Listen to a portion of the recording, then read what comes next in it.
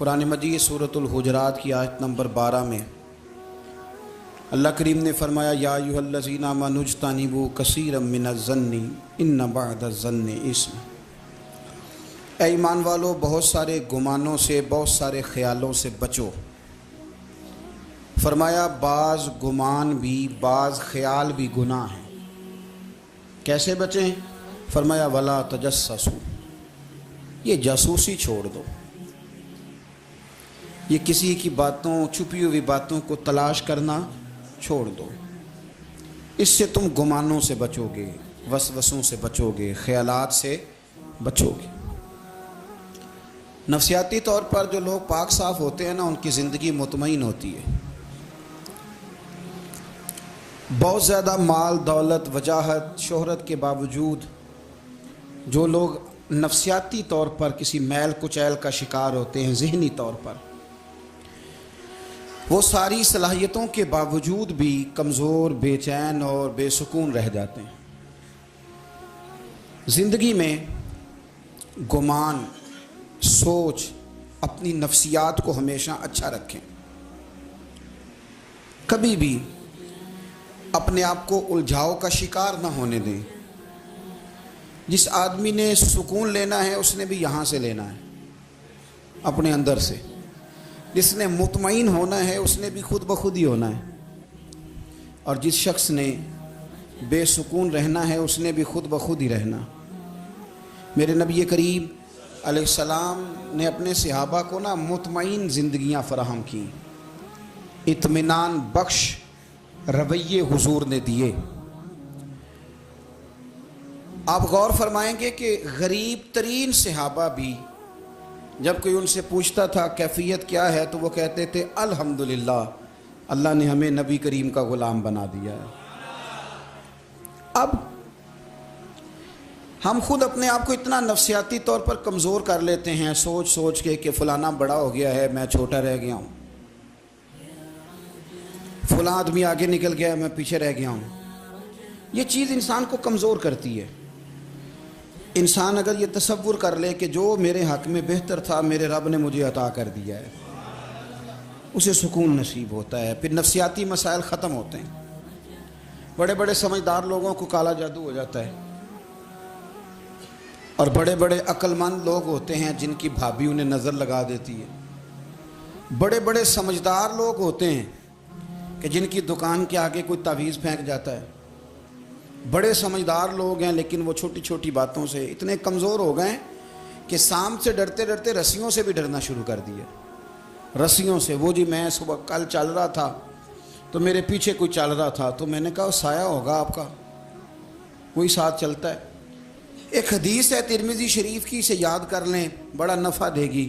میرے نبی کریم علیہ السلام نے فرمایا اگر ساری دنیا مل کے بھی تیرا نقصان کرنا چاہے تو جب تک رب کی مشیت نہ ہو تیرا نقصان ہو نہیں سکتا۔ ختم ہو گئی بات، باہر آ جائیں اس چیز سے۔ اور فرمایا سارے زمانے کے لوگ مل کر تیرا نفع کرنا چاہیں تو جب تک اللہ نہ چاہے وہ تیرا کوئی نفع کر نہیں سکتے۔ نقصان بھی اللہ کی مشیت پہ ہے، نفع بھی اللہ کی رضا پہ ہے، تو پھر آپ بلا وجہ لوگوں کو دیکھ کر ٹینشن کیوں لیتے ہیں؟ پریشانی کاہے کی ہے؟ آزمائش کس بات کی ہے؟ اپنے آپ کو سکون دیں، اپنے آپ کو مطمئن کریں، کہیں رب بڑا ہی مہربان ہے، اس نے جہاں اچھا سمجھا ہے وہاں اس نے مجھے رکھا ہے۔ اپنے ذہن کو اطمینان دیں، سکون دیں۔ میرے نبی کریم علیہ السلام کی پوری حیات مبارکہ میں آپ کو شکوہ نہیں ملے گا کہیں بھی۔ حضور یتیم پیدا ہوئے، کتنی دفعہ آپ کو کتابوں میں ملتا ہے کہ حضور روئے ہوں کہ میرا باپ ہوتا تو ایسے ہوتا، میری اماں ہوتی تو ایسے ہوتی۔ ہم روز نہیں روتے۔ نبی کریم صلی اللہ تعالیٰ علیہ وسلم نے اپنی زندگی ساری آزمائشوں میں گزاری۔ کہیں آپ کو محسوس ہوتا ہے کہ نبی کریم صلی اللہ علیہ وسلم کسی کے پاس بیٹھے اور فرمایا آؤ میں تمہیں اپنے دکھ سناؤں؟ ہمیں تو مسئلہ بن گیا ہے، ہم لوگوں نے اپنے آپ کو غیر مطمئن بنا لیا ہے۔ ہم ان ساری چیزوں کی ڈیمانڈ کرتے ہیں جو ہمارے مالک نے مناسب نہیں سمجھی ہمیں دینی۔ ہمیں اپنے آپ کو مطمئن کرنا چاہیے، سکون میں رکھنا چاہیے۔ اگر آپ تھوڑا سا اپنے آپ کو سکون دیں، اطمینان دیں، کہیں الحمدللہ، اللہ تبارک و تعالی جہاں جس کو چاہتا ہے وہاں اسے بٹھا دیا کرتا ہے۔ پھر ہم لوگوں کا منصب چھیننا چاہتے ہیں، حسد کرتے ہیں، بغض پیدا ہوتا ہے، عداوت پیدا ہوتی ہے، نقصان ہوتا ہے۔ فطری طور پر جو صلاحیتیں اللہ نے دی ہوتی ہیں ان کو بھی زنگ لگ جاتا ہے، زنگ لگنے لگتا ہے ان سب چیزوں کو جو اللہ نے اپنے فضل سے ہمیں دی ہوتی ہیں۔ تو بات کو یاد رکھیں، زندگی میں آپ مطمئن ہو جائیں کہ رب کریم نے جو دیا ہے وہ کمال ہی دیا ہے، کمال ہی۔ حضور کی ایک زوجہ محترمہ تھی تو ان کے ہاتھ ذرا لمبے تھے، مومنوں کی ماں۔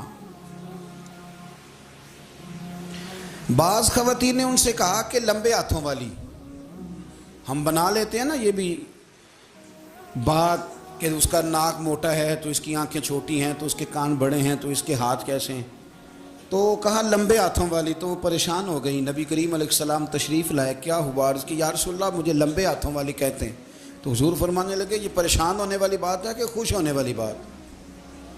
یا رسول اللہ کیا مطلب؟ فرمایا تو کہہ کہ رب نے لمبے ہاتھ اس لیے دیے ہیں تاکہ میں سخاوت زیادہ کر سکوں، میں سخاوت زیادہ، یہ جو میرا چہرہ ہے نا، یہ جو آپ کا چہرہ ہے، یہ آپ کی چاہت ہے کہ اللہ کی؟ فی ای صورت ما شاء رکبک، اللہ فرماتے ہیں جیسے میں نے چاہا ہے ویسے تجھے بنایا ہے۔ تو اگر میرا موٹا ناک، میری چھوٹی آنکھیں، میری بڑی آنکھیں، میرے چپٹے کان، یہ میرے تو نہیں، یہ تو میرے رب کی چاہت ہے۔ مجھے اپنے موٹے ہونٹوں سے نفرت کرنی چاہیے کہ اللہ کی چاہت سے پیار کرنا چاہیے؟ مجھے اپنے کالے رنگ پر پریشان رہنا چاہیے کہ رب کی چاہت پر مجھے پیار آنا چاہیے؟ اللہ کی چاہت پر پیار کر، یہ چاہت ہے اللہ کی، یہ چاہت ہے، تو اللہ کی چاہت سے محبت کر۔ تو پریشان ہو رہا ہے فلانے کا رنگ ہو رہا ہے تو میرا کالا ہے، فلانے کا مکان بڑا ہے تو میرا چھوٹا ہے، فلاں بڑی گاڑی میں کیسے بیٹھ گیا؟ بھئی اللہ نے چاہا تھا بیٹھ گیا، اللہ نے میرے لیے سائیکل پسند کی ہے، مجھے الحمدللہ کہہ کے سائیکل پہ بیٹھنا چاہیے، اس نے پسند کی ہے، اس کی رضا ہے کہ میں یہاں رہوں۔ تو ایک بات تو یہ ہمیشہ یاد رکھیں کہ آپ اپنے آپ کو مطمئن کریں، زندگی میں سکون دیں۔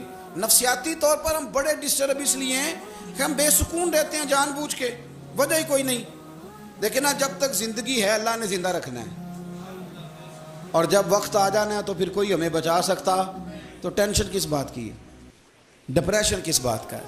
ایک بات۔ دوسری بات یہ کہ دوسروں کی نفسیات کا بھی تھوڑا تھوڑا خیال کریں۔ ہم پتہ کیا چاہتے ہیں؟ سارے میرے مطابق چلیں، پھر نفسیاتی مسائل پیدا ہوتے ہیں۔ میرے ساتھ اگر 100 بندہ پیار کرتا ہے تو ان کے مطالبے الگ الگ ہیں۔ کوئی کہتا ہے جناب کو پیار ہی کرنا چاہیے، ہر ایک سے مسکرا کے ملنا چاہیے، کوئی کہتا ہے حضرت صاحب اتنا بھی پیار کریں تو لوگ نگل جاتے ہیں، تھوڑی ڈنڈی پٹی بھی ہونی چاہیے۔ دونوں قسم کے لوگ ہیں نا جی۔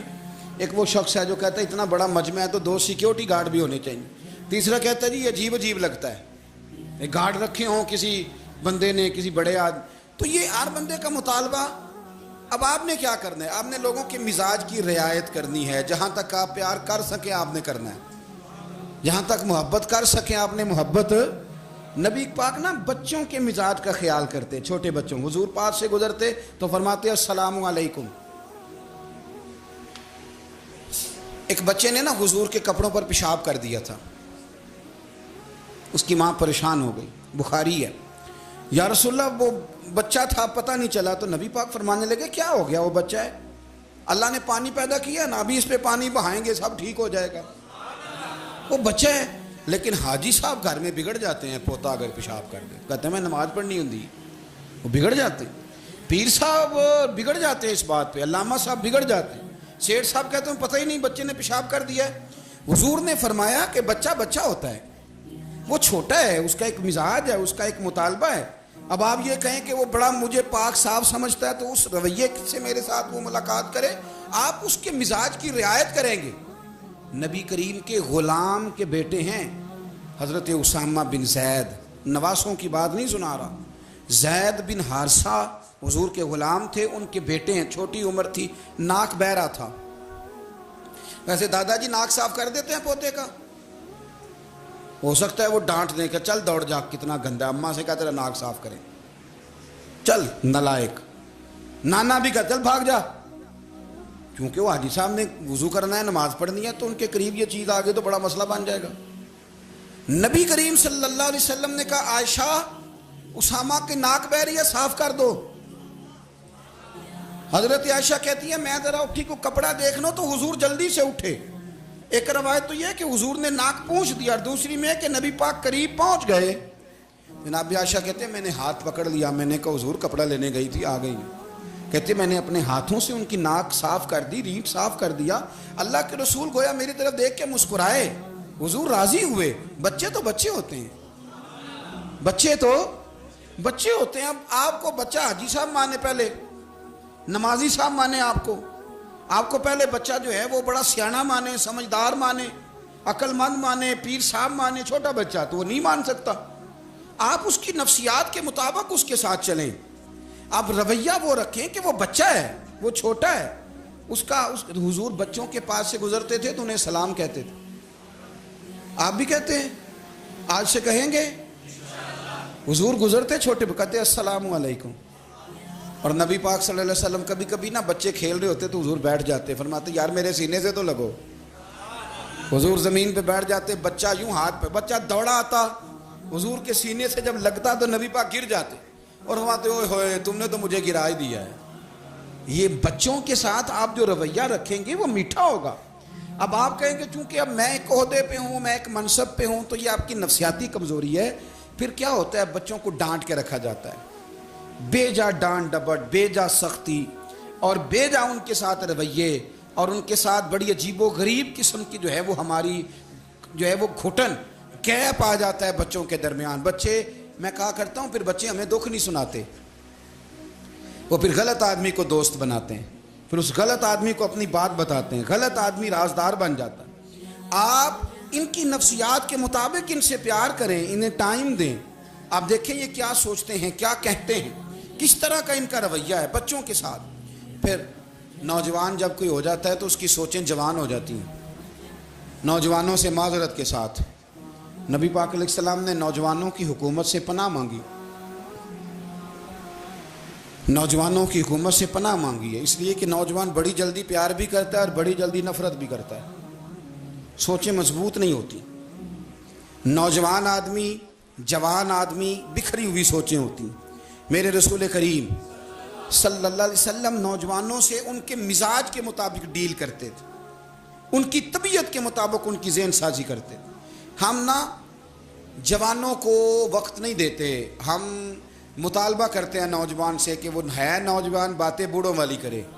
اگر جوانی میں بوڑھوں والی باتیں کرے تو پھر تو شیخ سعدی کہتے ہیں سارے بوڑھے چھوڑ کے اس نوجوان کے پاس بیٹھو, اس کے پاس فیض زیادہ ہے. اگر ایسا ہو جائے, کیونکہ در جوانی توبہ کردن شیوائے پیغمبری, یہ تو اچھی بات ہے, لیکن میرے عزیز اگر ایسا نہ ہو, ایسا ممکن نہ ہو, تو پھر نوجوان کو آپ اس کی طبیعت کے مطابق ڈیل کریں. آپ اس کی سوچ دیکھیں, اس کا رویہ دیکھیں, اس سے پیار کریں. نبی کریم علیہ السلام کے پاس ایک نوجوان داخل ہوا, اندر داخل ہوتے ہی اس نے فٹافٹ ایک بات کر دی. کہنے لگا یا رسول اللہ مجھے زنا کی اجازت دے دیں, میرے جذبات بہت بھٹک گئے, میں روک نہیں سکتا.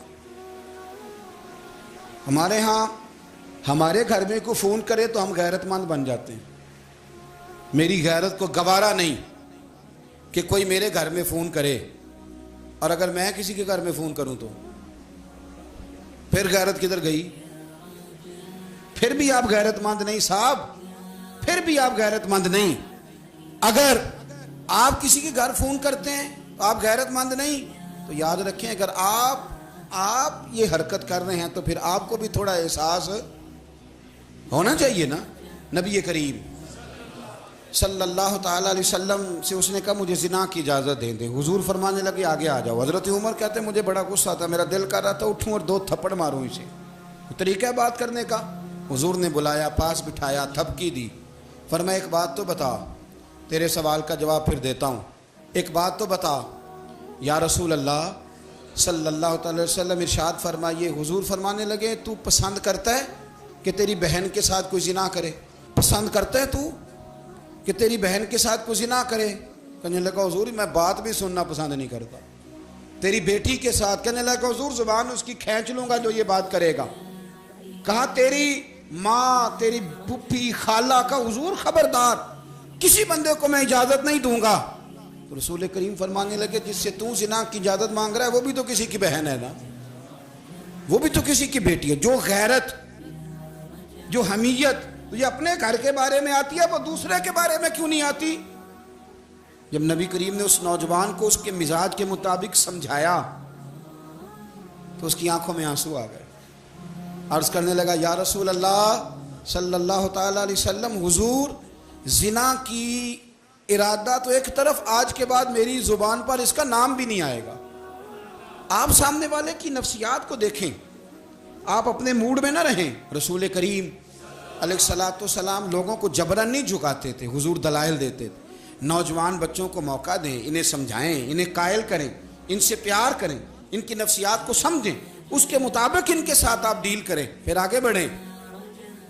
عورتوں کے بارے میں میرے نبی کریم علیہ السلام نے بڑی نصیحت فرمائی ہے. محبوب کریم فرمانے لگے عورت ٹیڑھی پسلی سے پیدا کی گئی ہے، سیدھا کرنا چاہو گے ٹوٹ جائے گی.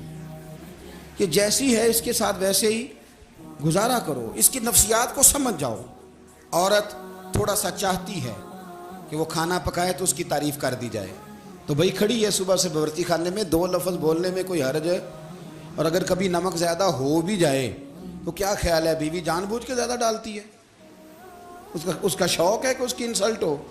ہمارا رویہ اتنا سخت ہوتا ہے، بعض اوقات اتنا تکلیف دہ ہوتا ہے کہ اس سے جذبات کو ٹھیس پہنچتی ہے، مزاج میں خرابی آتی ہے. تھوڑی تعریف دیکھیں، عورت چاہتی ہے تھوڑا سا کہ میرے خاندان والے، میرے سسرال والے میری تھوڑی عزت کریں، تو وہ اگر سارا کچھ چھوڑ چھاڑ کے آ گئی ہے تو جس طرح ہم اپنی بیٹی کے لیے ذہن رکھتے ہیں عزت کا، اگر تھوڑا اس کے لیے بھی بنا لیں گے تو میرا خیال ہے کوئی حرج والی بات. ہم نا لوگوں کا خیال رکھنے کی بجائے لوگوں کو چڑھاتے ہیں. ناراض تو نہیں ہو جائیں گے آپ؟ نہیں، رہن دینے ہیں، لگتا ہے تو ہو جانا ہے. بھائی چڑھاتے ہیں لوگ. کسی نے کہہ دیا نا کہ یہ میرے گھر نہ آئے آج کے بعد، باپ نے بیٹے کو کہہ دیا یہ تیرا رشتہ دار نہ آئے، وہ کہتا ہے تو سویرے ضرور آئی، ویکھاں گا تینوں کیڑا ڈکدا ہے، آنا صبح. وہ کسی نے کہہ دیا نا اس گلی سے نہ گزرنا، کہنا میں ابھی گزروں گا، تو دیکھ لے جو تو نے کرنا ہے. ہم لوگوں کی نفسیات کے، بلکہ پتہ چل جائے نا فلانے کو فلان چیز بری لگتی ہے، اس کو لوگ زبردستی کرتے ہیں، چڑھاتے ہیں، نفرتیں پیدا کرتے ہیں، اس کے اندر غرور لاتے ہیں، مزاج کے اندر چڑچڑاپن پیدا کرتے ہیں. یہ کام نہ کریں. آپ اپنے لیے کیا گراؤنڈ بنا رہے ہیں کہ لوگ آپ سے نفرت کریں، لوگ تکلیف دیں آپ کو؟ یہ نوجوان بچے کسی نے ہارن دے دیا گاڑی کا تو آپ اس نے گاڑی پیچھے کرنی نہیں، وہ ماں بدولت کو ہارن بجا دیا ہے. یہ مہذب قوموں کا یہ رویہ نہیں ہوتا. یہ تو وہ قومیں ہیں جو مطلب بڑی تنگ ہیں اپنے آپ سے، یہ بڑے آوازار لوگ ہیں. ٹھنڈے رہیں، میٹھے رہیں، پیار کریں، دوسروں کے جذبات کا احساس کریں. نبی کریم صلی اللہ تعالیٰ علیہ وسلم نے ایک دن حضرت عائشہ صدیقہ سے کہا عائشہ تیرے ساتھ ایک بات نہ کروں؟ حضور کریں. فرمایا جب تو ناراض ہوتی ہے تب بھی مجھے پتہ چل جاتا ہے، اور جب تو راضی ہوتی ہے تب بھی مجھے خبر ہو جاتی ہے. اتنا دھیان رکھتے ہیں خاوند گھر میں کہ اب اس کی پوزیشن کیا ہے اور اب یہ کیا سوچتی ہے اور کس بات پہ اس کو جو ہے وہ ناراضگی ہوتی ہے. مجھے جب تو راضی ہوتی ہے تب بھی پتہ ہوتا ہے ناراض. تو حضرت عائشہ کہتی ہے نہیں حضور ایسی تو بات ہی کوئی نہیں، آپ بتائیں. تو حضور فرمانے لگے جب میں کسی اور زوجہ کے پاس تھوڑا وقت گزار لیتا ہوں زیادہ، اور جب میں آتا ہوں تو ناراض ہوتی ہے. یا رسول اللہ آپ کو کیسے پتا؟ فرمایا بتاؤں؟ حضور بتائیں. فرمایا اس وقت جب تو قسم اٹھاتی ہے تو کہتی ہے لا و رب ابراہیم، مجھے ابراہیم کے رب کی قسم. اور جب تو مجھ سے راضی ہوتی ہے تو کہتی ہے لا و رب محمد، مجھے محمد کے رب کی قسم. تو پھر حضرت ابراہیم کا نام لے کے کہ حضرت عائشہ کہنے لگی محبوبہ قربان جاؤں، بات بالکل ٹھیک ہے، ایسے ہی ہے یا رسول اللہ. بالکل ایسے ہی ہے. جب تھوڑی خفگی ہوتی ہے تو میں یہ کام، تو حضور تو لوگوں کے مزاج کا خیال کرتے تھے. نبی کریم کو تو پتہ ہوتا تھا.